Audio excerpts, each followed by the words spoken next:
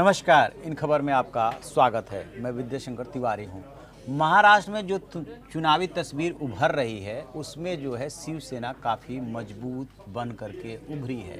BJP triple digit से double digit में आ गई है और इसका नतीजा ये हुआ है कि छोटा भाई यानी कि शिवसेना ने बड़े भाई बीजेपी से कहा है कि पावर शेयर करो, जो फार्मूला तय हुआ था, जो बातचीत हुई थी, उसको लागू करो। इसी क्रम में जो शिवसेना के प्रमुख हैं उद्धव ठाकरे, उन्होंने कहा है कि महाराष्ट्र में सरकार बनाने की उन्हें जल्दी नहीं है और उम्मीद है कि जो फार्मूला तय हुआ था वो लागू होगा। साथ में उन्होंने ये भी ऐड ऑन कर दिया है कि कांग्रेस और एनसीपी के साथ जाने का उनका कोई इरादा नहीं है।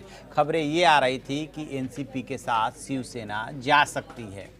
इसके पहले शिवसेना के नेता संजय राउत ने कहा था कि 50-50 का फार्मूला यानी कि 2.5 साल तक सीएम वाला फार्मूला लागू करना पड़ेगा।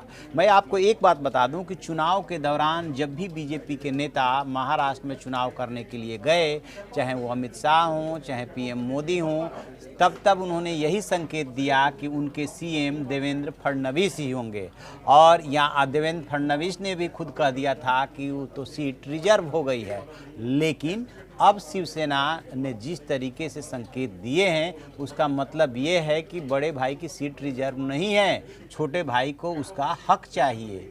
जो एक तरह से पासा पलटा था बीजेपी ने महाराष्ट्र में कि शिवसेना बड़े भाई की भूमिका से छोटे भाई की भूमिका में आ गई थी। अब वो शिवसेना को मौका मिल गया है कि पिछले चुनाव में बीजेपी ने 122 सीटें जीती थी, शिवसेना ने 63 सीटें जीती थी।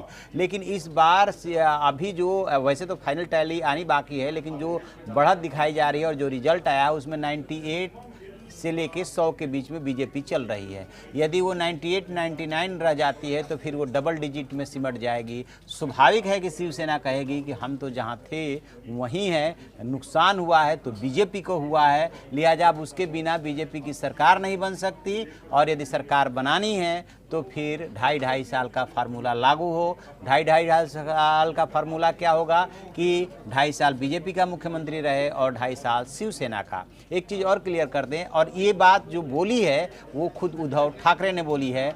और एक चीज़ और क्लियर कर दें कि उद्धव ठाकरे के बेटे आदित्य ठाकरे यानी कि ठाकरे परिवार के राजनीतिक वारिस तीसरी पीढ़ी पहली बार चुनाव में उतरी है। इसके पहले ठाकरे परिवार किंग मेकर होता था, खुद किंग बनना पसंद नहीं करता था, लेकिन आदित्य ठाकरे के आने से ये जो है परंपरा भी टूटी है और उन्होंने सीधे सीधे सीएम पद की दावेदारी ठोक दी है। अब देखना ये है कि बीजेपी इस पूरे मसले पे क्या कहती है। उधर जो वहाँ के मुख्यमंत्री हैं महाराष्ट्र के देवेंद्र फडणवीस, उन्होंने ये भी कहा है कि उनके संपर्क में 15 से अधिक विधायक हैं। आखिरकार देवेंद्र फडणवीस के कहने का मतलब क्या है?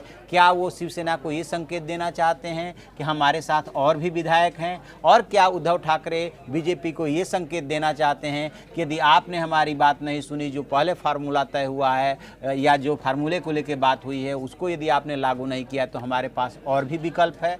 दिखावे के लिए उन्होंने एनसीपी से किसी तरह से मिल करके सरकार न बनाने की बात बोल दी, लेकिन साथ में ये भी जोड़ दिया कि उन्हें सरकार बनाने की जल्दी नहीं है। कुछ भी हो, राजनीति में ऐसा होता है कि जब आप कमज़ोर पड़ते हैं तो अपने सहयोगी भी आपसे अपना हक मांगते हैं, आँख दिखाते हैं। यही हुआ है महाराष्ट्र में। हरियाणा में तो आप कह सकते हैं कि कांग्रेस ने नेक टू नेक फाइट दी है, लेकिन महाराष्ट्र में चूंकि गठबंधन की सरकार थी, गठबंधन एक साथ चुनाव लड़ा था, इसलिए अब शिवसेना अपना हक मांगेगी और बीजेपी के पास उसका हक देने के अलावा फिलहाल कोई रास्ता नहीं दिखता। हक से मतलब है मुख्यमंत्री की कुर्सी। तब देखते हैं कि क्या फार्मूला निकलता है, कैसे निकलता है, कब निकलता है, क्योंकि ये तो बीजेपी और शिवसेना के बीच में फार्मूला तय हुआ था कि 2.5 साल का उसका मुख्यमंत्री होगा। ये अंदर की बात थी, इसको कभी बाहर डिस्क्लोज नहीं होने दिया गया, लेकिन आज उन्होंने फार्मूला और पावर शेयरिंग शब्द का इस्तेमाल किया है। तो बीजेपी इसका क्या जवाब देती है देखना होगा, और कितना दिन सरकार बनने में वहाँ पे लगेगा ये भी देखना होगा। तो आप ऐसी खबरों के लिए देखते रहिए हमारा डिजिटल चैनल इन खबर। Thank you. इन खबर चैनल को सब्सक्राइब करें और बेल आइकन दबाना ना भूलें।